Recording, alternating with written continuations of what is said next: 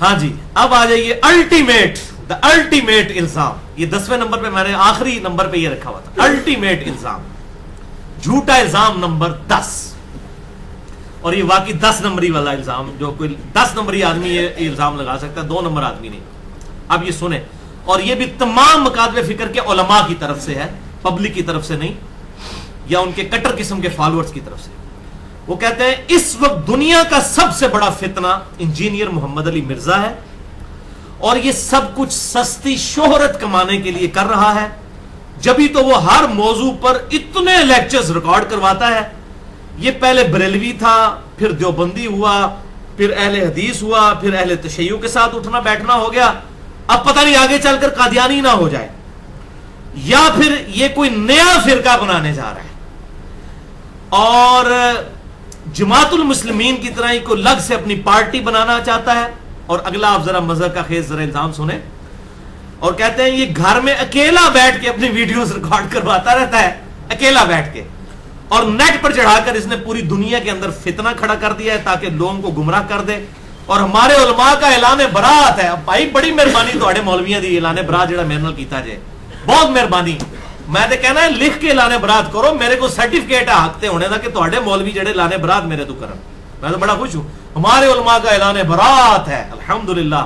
میرا تو تمام اس ویڈیو کی وجہ سے جس کے بعد اعلان برات کا کوئی فتویٰ ہے مجھے آپ سکین کر کے ضرور بھیجیں. یہ میرے ساتھ بڑی نیکی ہے، میں لوگوں کو دکھاؤں گا کہ اعلان برات ہے الحمدللہ. یہ تو میرے لیے سرٹیفکیٹ ہے. انشاءاللہ بھائیو یہ اتنے سارے الزامات کے جوابات میں انشاءاللہ تعالی مختصر وقت میں دوں گا، علمی دلائل کے ساتھ، جذبات کے ساتھ نہیں. اور میں وہ غامدی صاحب کا جملہ ریپیٹ کروں گا چونکہ ان سے ہی میں نے مستعار لیا ہے کہ علم کے میدان میں جذبات کی کوئی اہمیت نہیں ہوتی. ہر بندے کی اپنی اپنی عقیدتیں جڑی ہوئی ہیں مختلف چیزوں کے ساتھ، لیکن علم کے میدان میں جذبات کی کوئی اہمیت نہیں ہوتی. علمی جب میدان میں بات ہوگی پھر بزرگ نہیں ہوں گے، بابے نہیں ہوں گے، پھر عمر بھی نہیں دیکھی جائے گی. تو کالی داڑھی، تیری آواز اونچی تے چٹے بابے نال تو اس طرح گل پہ ایک گل نہیں ہوئے گی. پھر علم کے میدان میں نہ آواز اونچا، یہ چیزیں نہیں دیکھی جاتی، علمی دلائل دیکھے جاتے ہیں.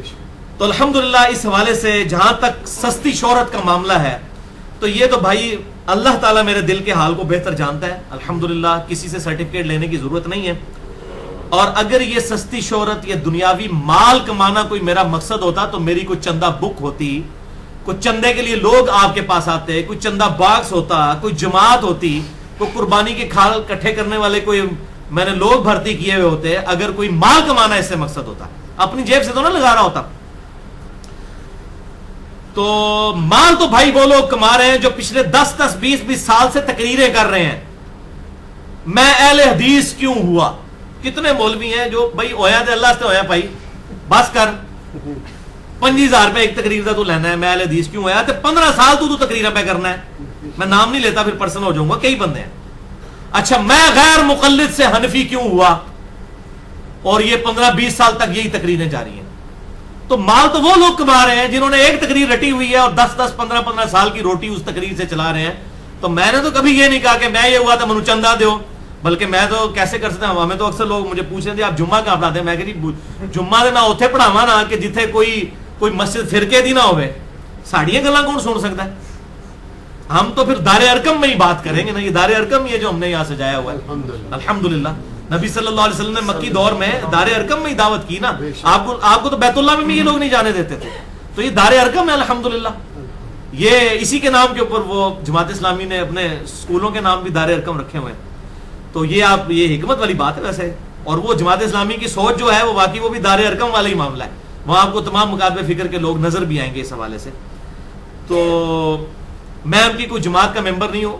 میں صرف جو حق بات ہے کسی کی اچھی چیز اس کی تعریف ضرور کرتا ہوں. تو میرے نزدیک تو بھائیوں مال اور شہرت کمانا تو اپنی آخرت کو برباد کرنا ہے، اور اس کا میں واشگاف اعلان کرتا رہتا ہوں الحمدللہ. اس شخص کے تو دین کا ہی جنازہ نکل جائے جس نے دین کو اس اعتبار سے اڈاپٹ کر لیا ہے کہ وہ تقریریں کر کے اور چندے اکٹھے کرنے کے لیے تقریریں کرتا ہے، اللہ کی رضا کے لیے نہیں. پرٹیکولر میں سب پہ فتویٰ نہیں لگا رہا الا ماشاءاللہ. قرآن حکیم میں دعوت حق دینے والوں کی خوبی آج میں آپ کو کھول کر بیان کر دوں اور آپ کا دل خوش ہو جائے گا. یہ آیت قرآن میں کتنی دفعہ آئی ہے. سورہ ہود کے اندر اللہ تعالیٰ نے کئی انبیاء کا ذکر کیا, اور ہر نبی جب اپنی قوم کے سامنے دعوت رکھتا ہے تو ایک ہی آیت تمام انبیاء کے لیے آئی ہے, سورہ ہود آیت نمبر 51. اور آپ حیران ہوں گے, اسی پہ میرا مسئلہ نمبر 51 بھی ریکارڈ ہے. اس وقت مجھے نہیں پتا تھا, یہ تو اللہ کی طرف سے کرامت ہوئی ہے. مسئلہ نمبر 51 ہے میرا, رزق حرام کی مذمت, دنیا پرستی کا انجام اور اس کا علاج, جس میں میں نے ثابت کیا کہ قرآن حکیم میں حرام خوری پہ جتنی آیات ہیں وہ ہیں ہی علماء سو کے بارے میں, نان علماء کے بارے میں کوئی آیت نہیں ہے. اور قرآن حکیم سے کم از کم میں نے 11 ریفرنسز اور 17 صحیح الاسناد احادیث بخاری اور مسلم سے پیش کی تھی الحمدللہ اس حوالے سے. تو یہ مسئلہ نمبر 51 کو نسبت بھی مل گئی ہے, سورہ ہود کی آیت نمبر 51 ہے. ویسے سورہ ہود کی یہ آیت نمبر 51 کے علاوہ بھی اور جگہ بھی سورہ ہود میں بار بار انبیاء کی دعوت کے لیے یہ آیت ریپیٹ ہوتی ہے. سنیں, اعوذ باللہ من الشیطان الرجیم, بسم اللہ الرحمن الرحیم. جناب تو اڑے کلیجے نو ٹھڑ پہ جائے گی آیت سن کے, اتنی دفعہ آیت آئی ہے. ہر نبی جب دعوت دیتا ہے, حضرت شعیب علیہ السلام, حضرت ہود علیہ السلام, حضرت نوح علیہ السلام, یا قوم لا اسألکم علیہ اجرا, اے میری قوم اس تبلیغ کے بدلے میں تجھ سے دنیا کا کوئی مال نہیں مانگتا, کوئی اجر نہیں مانگتا. ان اجری الا علی الذی فطرنی, میرا اجر جو ہے وہ تو نہیں ہے مگر اس ہستی پر جس نے مجھے پیدا کیا, وہ مجھے بدلہ دے گا اس تبلیغ کا. کیونکہ ہمیشہ جو ہے نا وہ اپنے اپنے علاقوں کے جو چودھری اور بڑے بڑے ماچے ہوتے تھے نا, وہ نبیوں کے مقابلے پر کھڑے ہو جاتے تھے. ان کو اپنی چودراہٹ کی فکر لگ جاتی تھی, کیونکہ نبی جو ہے اس کے ساتھ لوگ لگیں گے, تو جب لوگ لگیں گے تو جو وہاں پہ آلریڈی بنے ہوئے ہیں بڑے بڑے, تو ان کو تو تکلیف ہوگی کہ یہ ایک نئی پارٹی بن رہی ہے. تو پھر نبی اعلان کرتے تھے کہ ہم کو پارٹی بنانے نہیں جا رہے, ہم نے کچھ چندہ بک نہیں تیار کرنی, یہ معاملات نہیں کرنے. ہم کیا کر رہے ہیں, یا قومی لا اسألکم علیہ اجرا, اے میری قوم میں اس تبلیغ کے بدلے میں کوئی دنیا کا مال, کوئی اجر تم سے نہیں مانگتا. ان اجری الا علی الذی فطرنی, میرا اجر تو نہیں مگر اس ذات پر جس نے مجھے پیدا کیا ہے. افلا تعقلون, اب بھی تمہیں عقل نہیں آتی. اگر مال کمانا مقصد ہوتا, ہمارے محبوب صلی اللہ علیہ وسلم کو دیکھیں, آپ صلی اللہ علیہ وسلم اعلان نبوت سے پہلے ایک ڈائنامک تاجر تھے, کتنی حشاش بشاش آپ کی زندگی تھی, عرب کی امیر ترین عورت آپ کی بیوی تھی. پچھلے 15 سال سے, 25 سال کی عمر میں شادی ہوئی, 40ویں سال میں آپ مبعوث ہوئے آپ صلی اللہ علیہ وسلم. ایک ٹھاٹھ باٹھ کی زندگی گزر رہی تھی, اور اس کے بعد کیا حالت ہوئی, بخاری اور مسلم دونوں اٹھا کے دیکھ لیں, کتاب الرقاق چیپٹر میں, کتاب الزہد چیپٹر کے اندر. اما عائشہ کہتی ہیں بعض اوقات 1 مہینہ, بعض اوقات 2 مہینے, بعض اوقات 3 چاند بھی ہم دیکھ لیتے تھے اور ہمارے گھر میں چولہا نہیں جلتا تھا. حتیٰ کہ اللہ کے نبی کی وفات ہو گئی, ہم 2 کالی چیزوں پہ گزارا کرتے تھے, ایک پانی اور دوسرا کھجور. اور یہ نہ سمجھیے گا کھجورا کو کلوں کے صاحب نہ ہوتی ہے سن, ایک پانی کا پیالہ صبح اور ایک شام کو. میٹھا پانی بھی وہاں پر ایشو تھا, بڑی دور سے لانا پڑتا تھا, اور 2 کھجوریں. اسی لیے تو سورۃ العذاب میں آیا نا, نبی کی بیویوں نے پھر آپ صلی اللہ علیہ وسلم کو اس حوالے سے جو ہے وہ ریکویسٹ کی کہ یا رسول اللہ صلی اللہ علیہ وسلم اس طرح ہم کیسے گزارا کریں گے. اور اللہ تعالیٰ نے پھر ڈانٹا کہ نبی کی بیوی ہو تو عام عورتوں کی طرح نہیں ہو, اگر اللہ اور اس کا رسول اور آخرت کا گھر چاہتی ہو تو اسی زہد کی زندگی میں گزارا کرو. تم نے تو آئیڈیل بننا ہے امت کے لیے. جو میں نے جنید جمشید صاحب کے حوالے سے لیکچر دیا تھا, مسئلہ نمبر 105, اس میں اب وہ یہ ساری آیتیں میں نے کوٹ کی ہیں نبی کی بیویوں کے بارے میں. تو اس طرح کی کسب پرسی کی زندگی ہوتی, زہد کی زندگی ہوتی, اگر آپ صلی اللہ علیہ وسلم کو دنیاوی مال لپیٹتے, نعوذ باللہ من ذالک. اور آپ نے آخری مور لگا دی, فرمایا کہ آل محمد پر صدقہ بھی حرام, زکات بھی حرام, ورنہ تو ہم پریفر کرتے کہ آل محمد کو دیں صلی اللہ علیہ وآلہ وسلم. آپ نے کہا یہ بھی نہیں, کوئی یہ نہ کہے کہ ان کا کوئی بزرگ آیا تھا اور پچھلے پوری نسل جو ہے اس کی وجہ سے پل رہی ہے, یہ بھی ختم کر دیا الحمدللہ. تو بھائیو اگر دنیا پرستی اور شہرت میرا مقصد ہوتی تو بھائیو میں پھر بریلویوں کا دامت برکاتہم عالیہ بنا ہوا ہوتا ابھی تک, بہت بڑا. ویسے بنا ہوا تھا 2001 تک, تو جب 10 سال تک میں سبز پگڑی باندھتا رہا, اس کے بعد اب سفید اور وائٹ باندھتا ہوں. سبز میں سبز کو بھی جائز سمجھتا ہوں, سنت سفید اور بلیک ہے, لیکن سبز بھی جائز ہے. کپڑوں کے کلر کے اوپر, یہ پگڑی کے کلر پہ کوئی بات نہیں ہو سکتی. ہم نے جو یہ رنگ پہنا ہے یہ کون سی سنت سے ثابت ہے, لیکن وہ جماعت کی نشانی بنانا اور پھر وہ اس نشانیوں کے اوپر ہمیں اختلاف ہوتا ہے. بدل بدل کے پہنے کوئی حرج نہیں. تو اگر یہ دنیاوی شہرت ہوتی تو بریلویوں کا دامت برکاتہم العالیہ بنا ہوتا, جو بندیوں کا جو ہے وہ مدہ ذلہ लिखा होगा, आप देखा उलमा के साथ लिखा होता है, वो बन गए होते हैं। और आपके अहले हदीसों का मैं हाफिजा उल्लाह होता, जो आज लानतुल्लाह बना हुआ हूं, तो हाफिजा उल्लाह होता बहुत बड़ा, और अहले तशय्यो का आयतुल्लाह होता। ये सारों देखे टर्म्स डिवाइस की हुई हैं, सारियां पता ने पाई सानू, साढ़े तो भुलियां ही नहीं ने। तो ये अल्हम्दुलिल्लाह अल्लाह ताला ने शुक्र है इससे बचाया। इसलिए मैं अनाउंसमेंट करता हूं, और आज फिर मैं अनाउंसमेंट करता हूं कि अल्हम्दुलिल्लाह मेरी रोटी दीन के साथ नहीं जुड़ी हुई, और मैं अपनी जात की खातिर किसी पे फतवा नहीं लगाता, अपनी जात की खातिर दीन से 1 रुपया कमाने को भी कतअन हराम समझता हूं। और यही वजह है कि मैंने अल्हम्दुलिल्लाह फिरका वारियत को 3 तलाकें देकर और 4 तकबीरें पढ़कर हमेशा के लिए दफना दिया है। क्योंकि जो शख्स फिरका वारियत में पड़ जाए और रोजी रोटी दीन से चलानी शुरू कर दे, वो कभी भी आपको हक बात नहीं बताएगा। ये मेरी बात पल्ले बांध लें, और आप दुआ करें अपने लिए और मेरे लिए भी। अल्हम्दुलिल्लाह जितने भी यहां 70, 80, 100 के करीब लोग बैठे हुए हैं, कि अल्लाह ताला उस दिन से पहले पहले कि जिस दिन हमारी रोटी दीन के साथ जुड़ जाए, अल्लाह ताला हमें ईमान और आफियत के साथ मदीना शरीफ में मौत, बकीए गरकत में मदफन और जन्नतुल फिरदौस में अपने महबूब सल्लल्लाहु अलैहि वसल्लम के कदमों में जगह अता फरमाए, आमीन। अब रहा मसला भाइयों, अकेले बैठ के वीडियो रिकॉर्ड करवाता है। ये आप अकेले बैठे हुए इधर, अभी हमारे पास दूसरा कैमरा तो हम दिखा भी देते हैं। तो ये भाई मेरे नहीं घुमाने की जरूरत नहीं है, वो मैंने क्लिप रखा हुआ है इसके लिए। मसला ये है कि अकेले बैठ के वीडियो बनाता रहता है। मैं अल्लाह की कसम उठा के कहता हूं, आज तक मेरी जिंदगी में सैकड़ों जो वीडियोस हैं उनमें से एक भी ऐसी नहीं है कि जिसमें लोग सामने ना बैठे हुए हों। बल्कि मुझे पिछले दिनों कुछ निजी टीवी वालों की तरफ से ऑफर भी हुई रमजान के प्रोग्राम के लिए और कुछ और लेक्चर्स के लिए। तो कहने लगे जी आप रिकॉर्डिंग करें। मैं क्या भाई, मैं कल्ले बैठ के रिकॉर्डिंग करा ही नहीं सकता।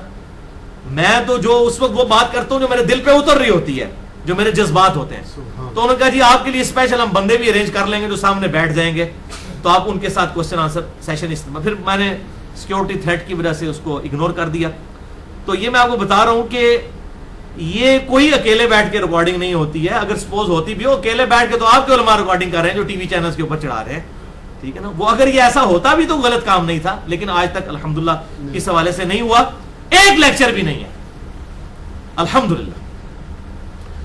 और इस हवाले से इंशाल्लाह मैं जो आपको क्लिप का कह रहे हैं ना, मैं इसमें भी इंशाल्लाह एक हमारा प्रोग्राम जो हुआ था 3 जनवरी 2015 को, जब इन्होंने प्रोपेगेंडा शुरू किया था, उस वक्त की भी एक मैं ऑडियंस का क्लिप डालूंगा।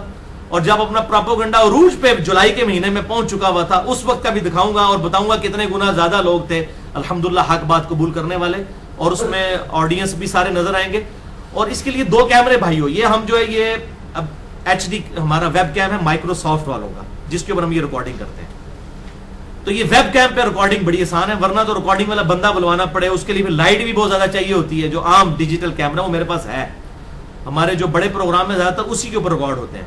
तो उसमें तो उसको आप घुमा भी सकते हैं, इसको हम घुमा नहीं सकते, ये फिक्स होता है, ये हमारी मजबूरी है। बहरहाल मैं इस हवाले से इंशाल्लाह एक रिकॉर्डिंग बताऊंगा इसी कैमरे, ये माइक्रोसॉफ्ट वाले कैमरे के पीछे से, कि पता चले कौन सा कैमरा रिकॉर्डिंग करता है, और पीछे से एक इसकी रिकॉर्डिंग हुई हुई है, और एक जो है वो डिजिटल कैमरे से इंशाल्लाह ताला वो भी क्लिप डाल दूंगा, जिसमें वही कैमरा हमने घुमाया है।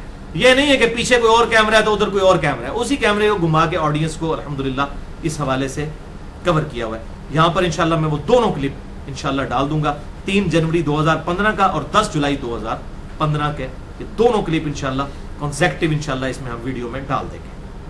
बिस्मिल्लाहिर्रहमानिर्रहीम, इन्नल्लाहा व मलाइकतहु युसल्लूना अलन नबी या अय्युहल्लज़ीना आमनू सल्लु अलैहि व सल्लिमू तस्लीमा।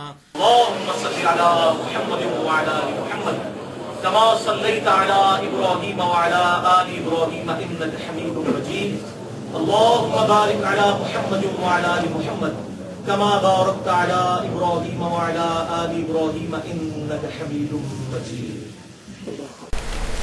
इसी हवाले से इंतहाई एस्टोनिशिंग हदीस है, ये हदीस तोहफा ले जाएं आज। सही मुस्लिम में 7088 नंबर, कि आप सल्लल्लाहु अलैहि वसल्लम ने इरशाद फरमाया कि क़यामत वाले दिन उस शख्स को बुलाया जाएगा जिसने दुनिया के अंदर बड़ी नेमतों में ठाठ बाट से बड़ी लग्जरियस लाइफ गुजारी होगी। अल्लाह ताला उसे बुलाएगा कि बड़ी याशी की तूने दुनिया के अंदर, मुझे रिस्पांस नहीं किया। फरिश्तों जरा इसे एक गोता लगवाओ ना दोजख का, एक गोता लगेगा, कहना ना एक फेरा लगेगा, एक फेरा ही उन्होंने लगना है, एक गोता दोजख का लगेगा। اللہ تعالیٰ اس سے پوچھے گا کہ اے بندے کیا دنیا کی زندگی میں تو نے کوئی آسائش پائی؟ وہ کہے گا یا اللہ تیری عزت کی قسم میں نے دنیا میں کوئی آسائش نہیں دیکھی، ایک پھیرے کی وجہ سے سب کچھ بھول جائے گا۔ اب سائملٹینیس کنٹراسٹ اسی حدیث صحیح مسلم 7088 نمبر، پھر ایک مفلس اور فقیر شخص کو بلایا جائے گا جس نے دنیا میں حلال اور حرام کی تمیز کی ہوگی لیکن بڑی مشکل زندگی گزاری ہوگی، اللہ اور اس کے رسول کو راضی کیا ہوگا، دنیا میں ٹھاٹ واٹ کی زندگی نہیں ہوگی، ظاہر روکی سوکی کھائی ہوگی، حلال کے ساتھ تو پھر اس طرح کی زندگی میسر ہے۔ اللہ تعالیٰ کہا فرشتوں ذرا اسے ایک جنت کا پھیرا لگواؤ، فرشتے اسے جنت کا ایک پھیرا لگوائیں گے۔ جب وہ واپس آئے گا اللہ تعالیٰ پوچھے گا اور بھائی دنیا میں کوئی تکلیف دیکھی تو نے؟ اور کہے گا یا اللہ تیری عزت کی قسم کوئی تکلیف نہیں دیکھی، دنیا میں میری بڑی سخی گزری ہے، کیونکہ رزلٹ آ گیا نا۔ ہمیں بھی یاد ہے جب ہم یونیورسٹی لائف میں پوری رات کو جا کے پڑھا کرتے تھے، جب رزلٹ آتا تھا پوزیشن آتی تھی تو ہمیں وہ راتیں یاد بھی نہیں رہتی تھی، اس کے بعد جب اچھی نوکری لگ گئی تو اپنی وہ 5 سال کی یونیورسٹی لائف انجینئرنگ یونیورسٹی کی وہ بھی یاد نہیں رہی ہے۔ کیوں؟ انعام مل گیا۔ جب انعام مل جاتا ہے تو انسان اپنی تکلیف کو بھلا دیتا ہے، یہ انعام کی برکت ہے۔ تو اللہ تعالیٰ اس غریب سے پوچھے گا کوئی تکلیف دیکھی؟ کہے گا یا اللہ کوئی نہیں دیکھی۔ اللہ اکبر۔ ایک وظیفہ بھی لے لیں اسی حوالے سے، سنن ابی داؤد میں حدیث ہے انٹرنیشنل نمبر کے مطابق 5079 نمبر کہ آپ صلی اللہ علیہ وسلم نے ارشاد فرمایا جس شخص نے فجر کی نماز پڑھنے کے بعد کسی سے گفتگو کیے بغیر 7 دفعہ پڑھ لیا اللہم اجرنی من النار، اے اللہ مجھے بچا لے آگ کے عذاب سے، کتنی دفعہ؟ 7 دفعہ۔ تو اس دن میں اگر وہ مر گیا تو اللہ تعالیٰ اسے دوزخ سے رہائی عطا فرما دے گا۔ اور جس نے مغرب کی نماز کے فوراً بعد 7 دفعہ پڑھ لیا اللہم اجرنی من النار، اگر اس رات میں مر گیا تو اللہ تعالیٰ اسے دوزخ سے رہائی عطا فرما دے گا۔ لیکن بھائی جی نماز بھی پہلے پڑھنی ہے، صرف اللہم اجرنی من النار نہیں پڑھنا، نماز پڑھنے کے بعد کسی سے گفتگو کیے بغیر اسی حالت میں بیٹھے ہوئے اللہم اجرنی من النار 7 دفعہ پڑھنا ہے۔ تو یہ وظیفہ لے جائیں۔ تو نماز تو بھائی پڑھنی ہے، صحیح مسلم میں حدیث ہے انٹرنیشنل نمبر کے مطابق 246، جامعہ ترمذی میں موجود ہے کہ انسان کے کفر اور شرک اور ایمان کے درمیان فرق نماز ہے۔ یہاں لوگ کہتے ہیں خیر ہے جی نماز نہ پڑھی تو، اور سنن ابی داؤد میں ایک حدیث ہے، مسند امام احمد میں بڑی ڈیٹیل کے ساتھ ہے، مشکات میں بھی اس کے 2 طرق ہیں انٹرنیشنل نمبر کے مطابق 1330 اور 1331 کہ آپ صلی اللہ علیہ وسلم نے فرمایا قیامت والے دن سب سے پہلے بندے سے نماز کے بارے میں سوال ہوگا، اگر اس کی نمازیں درست نکل آئیں تو اگلے سوال آسان در آسان ہوتے چلے جائیں گے، اور اگر نمازیں درست نہ نکلیں تو اگلے سارے معاملات مشکل در مشکل ہوتے چلے جائیں گے والعیاذ باللہ تعالی۔ اچھا بخاری اور مسلم میں ایک حدیث ہے کہ قیامت والے دن سب سے پہلے قتل کے مقدمے کا فیصلہ ہوگا، وہ حقوق العباد کا معاملہ ہے، حقوق اللہ میں پہلے فیصلہ ہوگا نماز کا، حقوق العباد میں پہلے فیصلہ ہوگا قتل کے مقدمے کا، یہ اس کا آپٹیمل سولوشن بنتا ہے۔ بھائیو میں اپنی پیدائش 4 اکتوبر 1977 سے لے کر تقریباً 31 سال تک بریلوی رہا۔ 2008 کے اندر قرآن حکیم پڑھنا شروع کیا تو کچھ عرصہ میرا دیوبند کے ساتھ پھر اہل حدیث کے ساتھ گزرا الحمدللہ، اور اس کے بعد پھر میں نے کہا اب کوئی رہی شہی کسر ہے تو میں نے اہل تشیع کے لیکچرز بھی اٹینڈ کیے، ابھی بھی میں ساروں کے کرتا ہوں، ایسا نہیں ہے۔ اور یہ بعض لوگوں نے چڑھایا دیکھو جی یہ پہلے بریلوی سی پھر دیوبندی ہوا پھر اہل حدیث پھر شیعہ ہو گیا۔ بھائی شیعہ میں پہلے دن تو ہی ہیں الحمدللہ، اگر وہ والا شیعہ تسی کہندے ہوتے ہیں، میں شروع تو یزید کے خلاف ہاں، جدو میں بریلوی تھا ادو بھی خلاف تھا، ویسے جب میں بریلوی تھا اتنا خلاف نہیں تھا، جب میں نے حدیثیں پڑھی تو میں زیادہ خلاف ہوا، اس وقت میں اتنا خلاف نہیں تھا غلام سو سعیدی صاحب کی وجہ سے، کیونکہ وہ بڑا نرم سا موقف رکھتے تھے امام غزالی کی وجہ سے۔ تو باقی اگر وہ والے شیعہ کی بات کرتے ہیں نا امام شافعی والا شیعہ تو وہ الحمدللہ ہم شروع سے ہی تھے۔ اگر آپ رافضی والی بات کرتے ہیں تو نہ ہم پہلے تھے نہ اب ہیں، بات سب کی سنتے ہیں، جہاں اختلاف رائے ہو ریکارڈ کروا دیتے ہیں، کوئی بات لے کر آئے نا، مطلب اہل تشیع کو خلفائے راشدین کو حق مانے اگر کوئی رافضی ہو، اور حضرت معاویہ کو رضی اللہ تعالیٰ عنہ کہے اگر کوئی رافضی ہو جی تقیہ کرتا ہے، میرا چیلنج ہے ان سارے مولویوں کو دنیا میں ایک رافضی لے کے آؤ جو تقیہ کر کے معاویہ کو رضی اللہ تعالیٰ عنہ کہے، وہ گردن کو ٹالے گا، کبھی نہیں رافضی کو کہے گا معاویہ کو رضی اللہ تعالیٰ عنہ، کبھی بھی نہیں کہے گا، اس پہ نہیں ان کو صبر آتا، ابو بکر عمر عثمان و علی پہ آ جاتا ہے۔ मुआविया बिन अबी सुफियान के बारे में तो उनके पास कोई गुंजाइश ही नहीं है सब्र करने की, तो रज़ी अल्लाह तआला अन्हु कहते हैं। तो ये बिल्कुल झूठी बातें करते हैं, एलिगेशंस लगाते हैं, शर्म भी नहीं आती है। तो मैं अल्हम्दुलिल्लाह किसी की तकफीर नहीं करता। रहा ये मसला जी कादियानी ना हो जाए तो यदि भी पकी मेरे को ले लो। मसला ये है कि हम तो अल्लाह के हुजूर दुआ करते हैं, रब्बना ला तुज़िग़ क़ुलूबना बअद इज़ हदैतना वहब लना मिन लदुनका रहमा इन्नका अंतल वहाब। अल्लाह से मदद मांगते हैं अल्हम्दुलिल्लाह। बाकी रहा कादियानी वाला मसला, भाई जी कादियानी तो वो है जो बगैर रफ़अ यदैन के नमाज पढ़ता है। कादियानी तो वो हो, कादियानी रफ़अल यदैन के कायल नहीं है।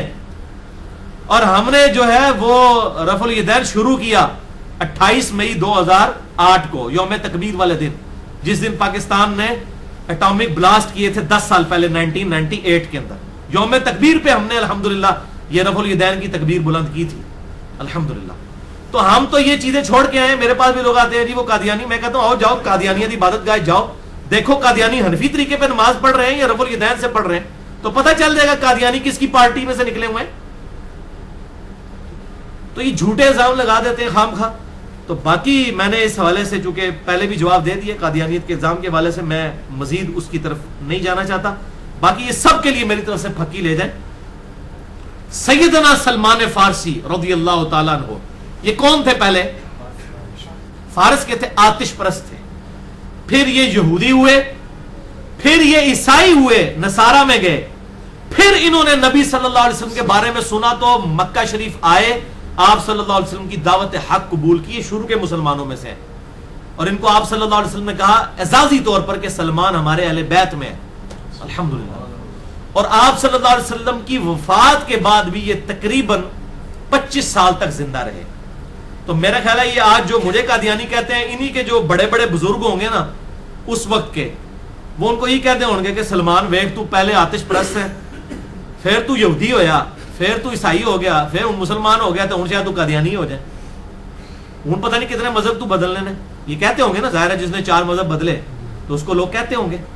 तो भाई मेरे अल्हम्दुलिल्लाह, मैं अल्हम्दुलिल्लाह हो गया हूं मुसलमान अल्हम्दुलिल्लाह, सही मानों में। मैं ये नहीं कि बाकियों को काफिर समझता हूं, मैं सबको अल्हम्दुलिल्लाह कादियानियों के अलावा तमाम मकातब फिक्र को मुसलमान समझता हूं। उनकी गुमराहियों और बिदात के साथ साथ मैं किसी की तकफीर नहीं करता, और यही एक मुसलमान का एटीट्यूड होना चाहिए। अब रहा ये मसला कि ये कोई नया फिरका ना बना ले, तको जनाब कैसे टोट के नया फिरका बना ले। और ये बड़े बड़े उलमा, उनके नाम नहीं लेता क्योंकि मेरे पास उनकी वीडियो रिकॉर्डिंग्स या ऑडियो नहीं है, वरना मैं उनके नाम भी ले देता, जिन्होंने ये जुमले बोले हैं कि जी ये अली की तालीमात से नया फिरका बनने की बू आती है। और भाई नया फिरका बनने की बू नहीं आती, पुराने सुते हुए शेरां नूं जगाने की बू आती है। और नया फिरका तो वो बनाए जिसने किताबें अपनी लादा की हो। जब मैं हवाला देता हूं कुरान से, सही बुखारी से, सही मुस्लिम से, तो ये नया फिरका है। मेरी किताबें लादा होती ना, जिस तरह आपके बुजुर्गों ने अपनी किताबें लादा कर ली, किसी ने फजाइल अमाल लिख ली, तो किसी ने जनाब जो है वो फिजान सुन्नत लिख ली, तो किसी ने 14 सितारे लिख ली। लोगों ने किताबें अपनी अलग अलग बना ली। किताबें तो इन लोगों ने लादा की, हम तो कुरान हकीम, सही बुखारी, सही मुस्लिम से हवाला देते हैं। हम पुरानों को जगा रहे हैं, कोई नया फिरका नहीं बना रहे अल्हम्दुलिल्लाह। ये अगर आप बात करेंगे तो ये तो आप अपनी पब्लिक के हाथ में खुद जो है हथियार दे रहे हैं। लोग तो आपको कहेंगे फिर अच्छा इसका मतलब है कि आप लोग ठीक नहीं हो, वो ठीक कह रहे हैं। हम पुरानों को जगा रहे हैं, कुरान, बुखारी और मुस्लिम और सहीहुल इस्नाद अहादीस से हवाले देकर, और अल्हम्दुलिल्लाह उम्मत की जमीयत को जिन मौलवियों ने तोड़ा है उनको नंगा कर रहे हैं। और फिर ये कोई भी ना हो तो फिर जमातुल मुस्लिमीन का इल्जाम मेरे पे लगा देते हैं। अंदाजा करें, यानी इनके पास टोट के जमातुल मुस्लिमीन वाले पक्के नासबी यजीदी हैं। मेरा उनके साथ क्या लेना देना? मेरा तो उनके साथ बुनियादी इख्तिलाफ है इस मसले के ऊपर। फिर वो मुसलमानों की तकफीर करते हैं। मुझे तो कितने अहले हदीसों की गालियां खानी पड़ रही हैं इस वजह से कि मैं किसी बरेलवी, देवबंदी, अहले हदीस, शिया की तकफीर नहीं करता। तो जमातुल मुस्लिमीन में से मैं कहा गया, मैं तो किसी की मैं तो उनको मॉडर्न खवारिज समझता हूं, और मेरे पूरे पूरे लेक्चर्स उनके खिलाफ रिकॉर्ड हैं। अब आखिर में मैं एक आयत के हवाले से क्लैरिफिकेशन दे दूं, ये अक्सर लोग इस हवाले से पेश करते हैं। वो सूरतुल बकरा की है, आयत नंबर 133 और 141। ये 2 दफा आयत आई है। औज़ु बिल्लाहि मिनश शैतानिर रजीम, बिस्मिल्लाहिर रहमानिर रहीम। तिलका उम्मतुन कद खलत लहा मा कसबत व लकुम मा कसबतुम। वो एक उम्मत थी जो पहले गुजर चुकी, उनके लिए उनके अमाल है, तुम्हारे लिए तुम्हारे अमाल है। वला तुसअलून अम्मा कानू यामलून, तुम्हें नहीं पूछा जाएगा कि वो क्या अमाल किया करते थे। وہ کہتے ہیں جی اس کی وجہ سے نا یہ پرانے بزرگوں کے قصے کہانے نہیں چھیڑنے چاہیے. ہر بندہ اپنے اپنے بزرگوں کو ڈیفینڈ کرتا ہے نا. کہتے وہ اشرف تھانوی صاحب فوت ہو گئے, احمد بریلوی صاحب فوت ہو گئے, تو میں کہاں گا بھائی جی پھر غلام احمد قادیانی صاحب بھی فوت ہو گئے نے, چھڑ دو انہوں کیوں مگر پہ انہوں نے. یہ پھر الزامی جواب یہ بھی ہوگا نا. اس لیے کہتے ہیں جی صحابہ کرام, اور یہ آیت کا مطلب بھی آپ غلط لے رہے ہیں. یہ آیت کا یہ مطلب نہیں ہے, پورا کانٹیکسٹ ہے. یہود و نصارہ کہتے تھے ہمیں ابراہیم کی نسبت کام آئے گی, جو ہم بھی اکثر لوگ کہہ رہے ہوتے ہیں جو کچھ بھی ہے تیرے محبوب کی امت سے, ہم نے خود اپنے آپ کو صحیح نہیں کرنا, نسبت ہی کام آئے. تو اللہ تعالیٰ نے ان کو ٹانٹ کیا ہے کہ ان کی نسبت تمہیں کام نہیں آئے گی. تلک امۃ قد خلت, وہ نیک لوگوں کی جماعت تو جا چکی. لہا ما کسبت ولکم ما کسبتم, جو نیکیاں انہوں نے کمائی تھی وہ اپنے ساتھ لے گئے ہیں, تمہاری نیکیاں تمہارے کام آئیں گی. تمہیں نہیں پوچھا جائے گا انہوں نے کیا نیک عمال کیے. یہ برائیوں کے بارے میں نہیں ہے. اگر برائیوں کے لیے ہوتا تو یہ لہا ما کسبت ولکم ما کسبتم نہ ہوتا, بلکہ ہوتا علیہا مکتسبت وعلیکم ما کسبتم. اس کے لیے اس کا وبال ہے جو اس نے کیا, اور تمہارے لیے اس کا وبال ہے جو تم نے کمایا. جیسے لا یکلف اللہ نفسا الا وسعها, لا یکلف اللہ نفسا الا وسعها لہا ما کسبت وعلیہا مکتسبت. لہا ما کسبت وعلیہا مکتسبت, لہا نیک امال, وعلیہا اور بروں کا وبال اسی پر ہوگا جو اس نے کیا. ورنہ تو قرآن حکیم خود حضرت یوسف علیہ السلام کے بھائی صحابی نہیں تھے, دو نبیوں کے صحابی تھے, حضرت یعقوب کے, حضرت یوسف علیہ السلام کی. ان کی غلطیاں نہیں بیان کی ہیں قرآن میں, تو پھر ہونا چاہیے کہ یہ واقعات نہ بیان کیے جائیں. قرآن تو عبرت پکڑتا ہے. آدم علیہ السلام کا بھی کہا کہ سورہ اعراف میں کہ آدم علیہ السلام کی غلطی اس لیے بیان کی تاکہ تم عبرت حاصل کرو اولاد آدم, کہ تم اس طرح گمراہ نہ ہو جانا جس طرح شیطان نے ورگلایا تھا حضرت آدم علیہ السلام کو, تمہیں نہ کہیں ورگلا دے. گمراہی کا لفظ تو ہم آدم علیہ السلام کے لیے استعمال نہیں کرتے, لغزش کروائی تھی. تو اچھا اس میں یہ کہتے ہیں کہ جی تسی جڑا ہے اے جنگ جمل صفین نہروان سے کون سی عبرت حاصل کرنی پائی. سب تو بڑی عبرت آج دے دور دی امام مہدی کی خوشخبریاں نہیں ہیں ابو داؤد اور مسند احمد کے اندر, کہ اس وقت تک قیامت نہیں آئے گی کہ جب تک میری بیٹی فاطمہ کی اولاد میں سے میرے نام پر, جس کے باپ کا نام میرے باپ کے نام پر, اس کی ماں کا نام میری ماں کے نام پر ہوگا, امام محمد بن عبداللہ مہدی نہ پیدا ہو جائے, پوری دنیا کو انصاف سے بھر دے گا. تو امام مہدی جو ہے وہ حضرت حسن حسین کی اولاد میں سے ہوں گے, وہ یزیدی ہوں گے. خلافت قائم کرنے کے لیے آپ کو پتا ہونا چاہیے کہ خلافت کے ساتھ ظلم کیا ہوا, خلافت کیسے ملوکیت میں بدلی. یہی تو مولانا مودودی کا مقدمہ تھا خلافت و ملوکیت کے اندر. ان کو کسی سے تکلیف نہیں تھی, اور مولانا مودودی نے جواب دیا تھا, یاد رکھیں. محمود احمد عباسی ناسبی منکرین حدیث, اس نے کتاب لکھی تھی حضرت علی کے خلاف, اس کا جواب دیا تھا مولانا مودودی نے کہ آپ لوگ یہ بات کیا کر رہے ہو. اچھا اس کو سارے جو ہے نا, وہ فیض عالم صدیقی ہمارا جیلم کا تھا, یہاں پکا ناسبی, مرتے دم تک اہل حدیث مسجد کا امام رہا, ٹھیک ہے. اس وقت پھر اس کو وہ قتل بھی ہو گیا تھا. تو مسئلہ یہ کہ اپنی زندگی میں تو سپورٹ کرتے رہتے ہیں, بعد میں کہتے ہیں ہمارا اعلان برات ہے. ابھی بھی اعلان برات تو کوئی نہیں, اس کے خلاف کو کتاب تو کوئی نہیں آئی ہے. ایک شیخ زبیر صاحب نے اس کے خلاف کو بات لکھی ہے, باقی اعلان برات تو لکھا ہوا اگر آیا بھی ہے تو کہتے ہیں جی وہ جی امام بخاری کو کھوتا کہتا تھا, او بھائی یہ ان کو تکلیف ہے. اس نے حضرت علی کو جو گالیاں نکالی اس کی کوئی تکلیف نہیں کسی کو. یہ تو نہیں ہونا چاہیے نا. تو یہ بالکل غلط پیش کرتے ہیں. تو الحمدللہ خلافت کے قیام کے لیے ضروری ہے کہ امت کو یہ بات پتا ہو. اور دوسری بات پھکی کے طور پر قرآن کا حوالہ بھی لے جائیں اس حوالے سے. کتمان حق کرنے والے سورۃ البقرہ آیت نمبر 159 اور 60 ہے. اعوذ باللہ من الشیطان الرجیم, بسم اللہ الرحمن الرحیم. ان الذین یکتمون ما انزلنا من البینات, بے شک جو لوگ چھپا لیتے ہیں جو ہم نے نازل کی ہیں روشن چیزیں, قرآن کی آیات یا آپ صلی اللہ علیہ وسلم کی احادیث بھی, وہ بھی اللہ کی طرف سے, وہی خفی تو ہے, والہدا اور ہدایت کی باتیں, من بعد ما بیناہ للناس, بعد اس کے کہ ہم نے لوگوں کو ان کو بیان کر دیا لوگوں کے لیے, فی الکتاب اپنی کتاب میں. اولئک یلعنہم اللہ ویلعنہم اللاعنون, ایسے لوگوں پر اللہ کی لعنت اور تمام لعنت کرنے والوں کی لعنت ہے جو حق بات کو چھپا لیتے ہیں, کتمان حق کرنے والے لوگ ہیں. الا الذین تابوا, ہاں مگر اگر کوئی توبہ کر لے, واصلحوا اور اپنی اصلاح کر لے, وبینوا اور خالی اصلاح نہیں, وہ چھپائی ہوئی حدیثیں اور آیات بیان بھی لوگوں سے کریں. فَأُولَئِكَ أَتُوبُ عَلَيْهِمْ, تو ایسے لوگوں کی اللہ تعالیٰ توبہ قبول کرے گا. وَأَنَا التَّوَّابُ الرَّحِيمُ, اور میں توبہ قبول کرنے والا مہربان ہوں. کتمان حق اتنا بڑا جرم ہے کہ قرآن میں لعنت اللہ تعالیٰ نے کی ہے. اور ایک حدیث ہے سخت ترین, جامعہ ترمذی میں 2649 نمبر, انٹرنیشنل نمبر کے مطابق, ابو داؤد اور ابن ماجہ میں موجود ہے, مشکات میں 223 نمبر ہے, کہ آپ صلی اللہ علیہ وسلم نے فرمایا جس شخص سے کوئی علم کی بات پوچھی گئی اور وہ اسے معلوم تھی, یہ سنے فتوا، یہ اللہ کے محبوب کا فتوا ہے صلی اللہ علیہ وسلم، جس سے علم کی بات پوچھی گئی اور اسے معلوم تھی اور اس نے وہ لوگوں سے چھپا لی اور نہ بیان کی، تو قیامت والے دن اس حال میں پیش ہوگا کہ اس کے منہ میں آگ کی لگاؤں ہوگی۔